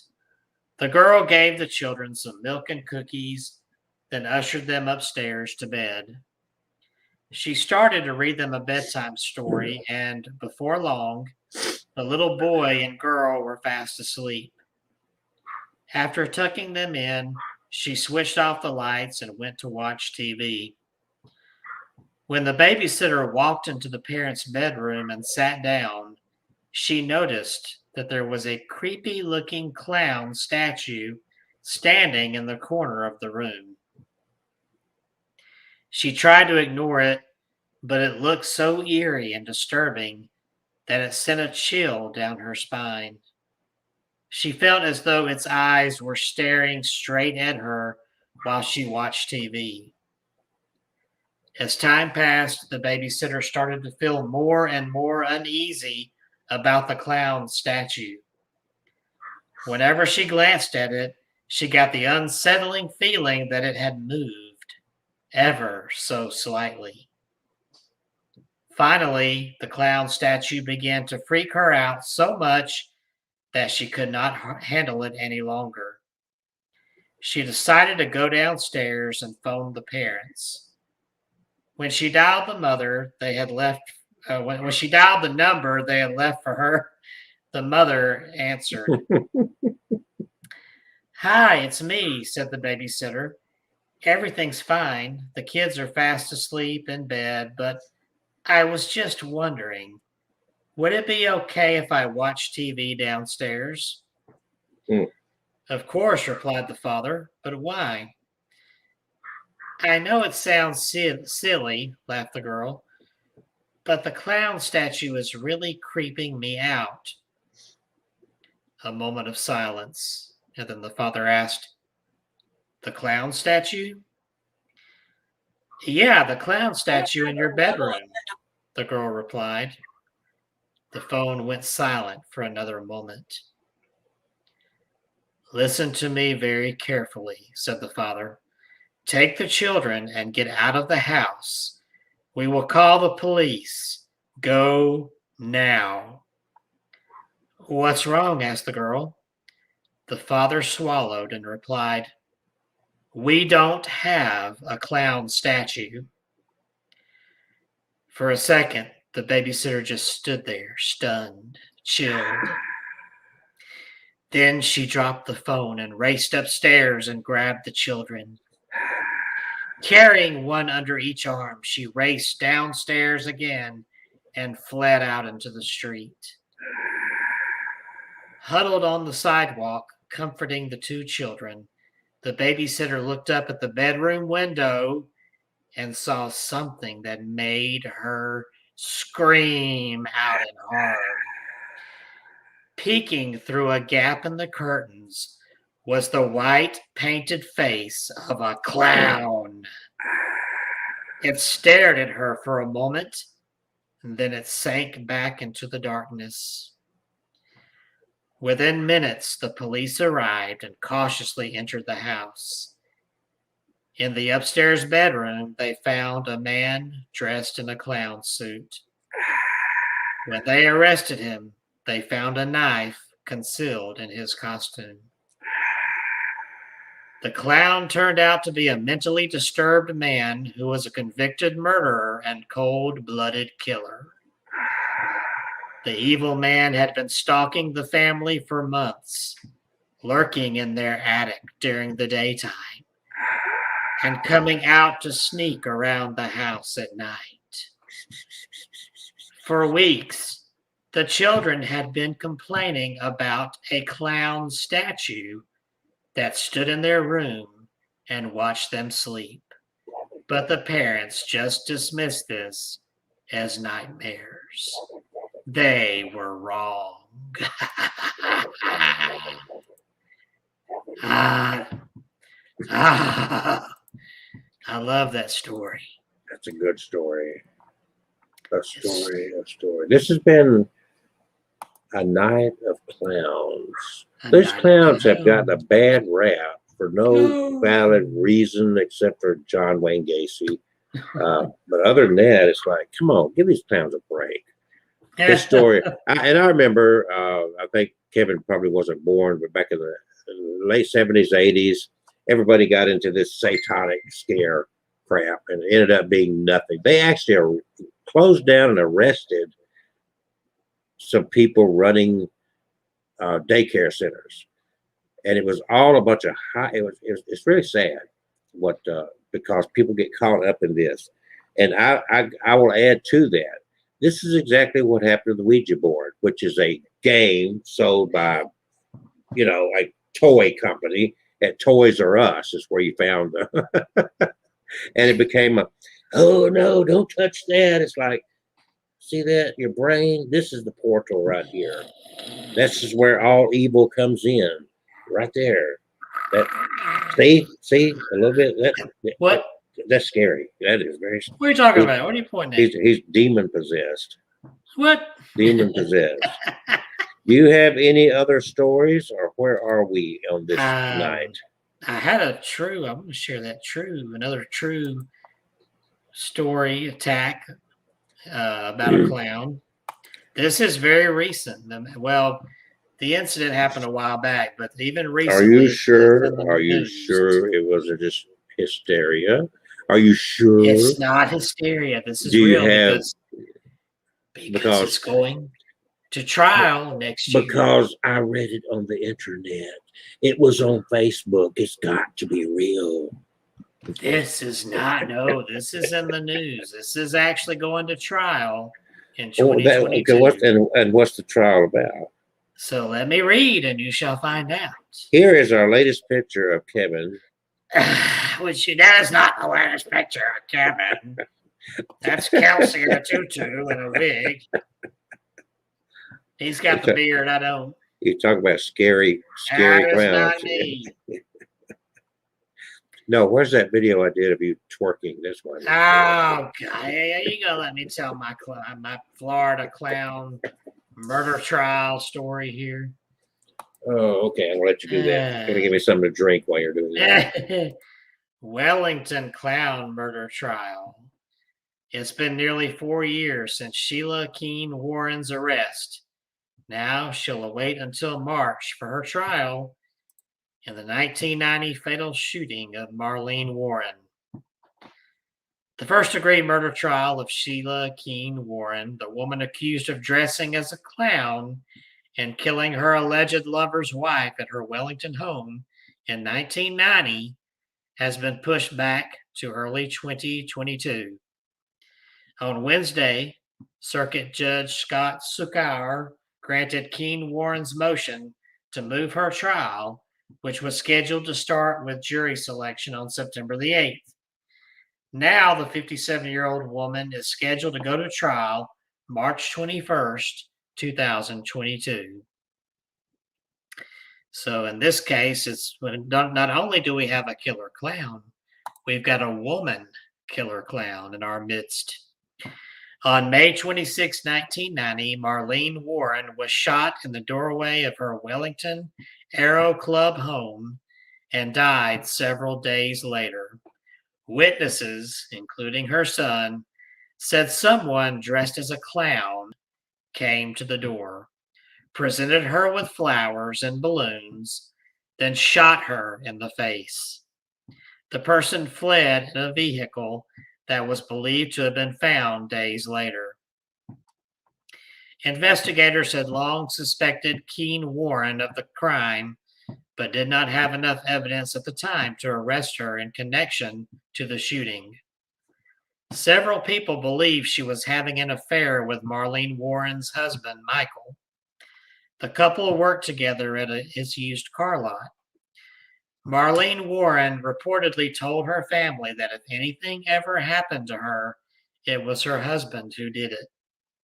To date, Michael Warren has never been arrested in connection to her death, although witnesses say that in the time leading up to her death, he asked them what would happen to a woman's estate if her husband killed her, according to court documents. It wasn't until advanced DNA technology became available decades later that detectives connected Keen Warren to a piece of hair found in the suspected getaway vehicle, a white Chrysler LeBaron vehicle. Keen Warren was arrested in Virginia, where she was living with Michael Warren in 2017. In a motion filed Monday, Keen Warren's defense team, including attorneys Richard Lubin, Amy Morse, and Greg Rosenfield, argued that because the case is so old, it's been hard to set up depositions and the depositions with the prosecution's witnesses, get evidence of recorded tapes to be transferred to digital files, and have any of their expert witnesses view the evidence. In addition to delays based on the case itself, trials across the country were largely put on pause as closures for the coronavirus were in place throughout 2020. As of July, felony trials were being held on a smaller scale than before the pandemic in Palm Beach County. Mrs. Keen Warren initially faced the possibility of the death penalty if a jury found her guilty, but prosecutors told a judge last year they would no longer seek capital punishment in the case. So that is a unique case there. It is not only do we have a killer clown, but it's a woman killer clown. And that's not something you see a lot of.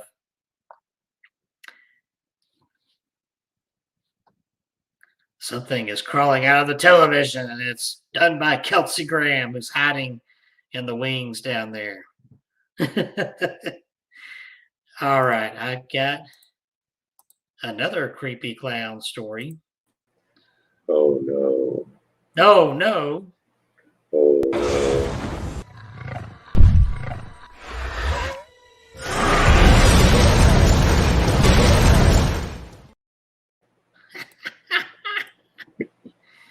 This one will be shorter, so that helps.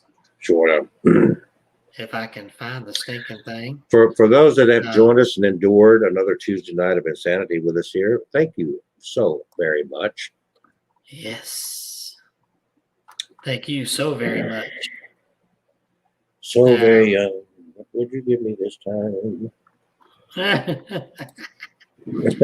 Here we go. Let's get up here a short clown story here. These are stories that have been in the news. You've got the Wasco clown. In October 2014, armed clowns terrified residents in Wasco and Bakersfield, California.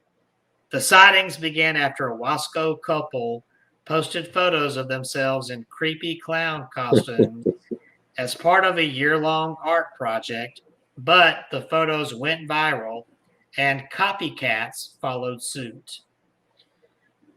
Quote, "We've been having sightings all over the city," Bakersfield Police Watch Commander Lieutenant Jason Matson told reporters at the time. They range anywhere from a guy carrying a gun to a guy carrying a knife running up to houses. One teen was arrested for chasing a minor while dressed as a clown, but no other pranksters were caught. Various Twitter and Instagram accounts from the time, including a Facebook fan page, posted images claiming to be the creepy clowns. They've all since been deactivated, except for one in 2013. 2014. No. Northampton, England, had a similarly creepy experience when a clown, similar to Stephen King's Pennywise, stalked the town's streets. But that character gave an anonymous interview to the Chronicle and Echo in September 2013. He was quoted as saying, "Most people enjoy being a bit freaked out. I'm an aspiring filmmaker, and I decided to just follow up on that, and then they can laugh about it afterwards when they find out I'm just harmless." So, He's not harmless. yeah. Far from harmless. All right. This has been Creepy Evil Clown Night. What are we going to do next week? Well, you mentioned hauntings over the weekend, so Yeah, well, it's Halloween. We think there's it's hauntings. Alabama. There's Alabama ghost stories. And Kevin's got a ton of those stories, I'm sure. Yeah, in fact, I found another book I used to like when I was younger. You were younger? Ghosts and Goosebumps. Oh, those Goosebumps, yes. Ghost stories, tall tales, and superstitions from Alabama. Absolutely. Folks, we do this every Tuesday night, even though Kevin and I both are not 100% feeling well tonight. Yeah, Little sinus congestion crap going on here. and wearing a burlap mask was not a smart thing to do. Well, and wearing this gory whatever. But we do have fun with it, and hopefully we'll feel better next week. I've got a wedding in Mississippi this weekend. And then Kevin on Halloween weekend is going to be up in Connecticut, and he hopefully will be live streaming some from up there, walking around, giving us a tour of where he is and telling stories. That'll be fun. And we can talk about that when you get back the following Tuesday, can't we? Yes. Yes, indeed. Are you going to set up a booth, or are you just visiting? I'm just visiting. Take your books, just in case. Take some I books. plan to do that. Mhm. I plan to take some books, business cards. Yeah, and wear your T-shirt that says "I am Haunted Dog Heaven." Haunted dog. Yeah. So we are just a few minutes away. I am going to cut this short because I think we both have endured some sinus issues. Yeah. So pretty much got 2 hours in. Thank you all for joining us on Tuesday nights. And we tried another platform for a couple of weeks. This one costs a little bit more, but we're familiar with it, and I think it really works better for us. Yeah, this is more user friendly. Yeah, so we've gone back to this one, and it's already set up to where we can share it everywhere we want to share it and so forth. So other than that, this is always archived on our Facebook page, on our YouTube channels, and so forth. You can go back and watch it at any time. And remember, folks, don't take yourselves so seriously. Enjoy your life. Have fun.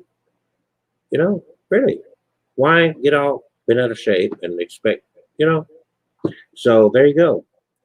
And with that, I'm going to say buena noche and good night. Good night. Good night.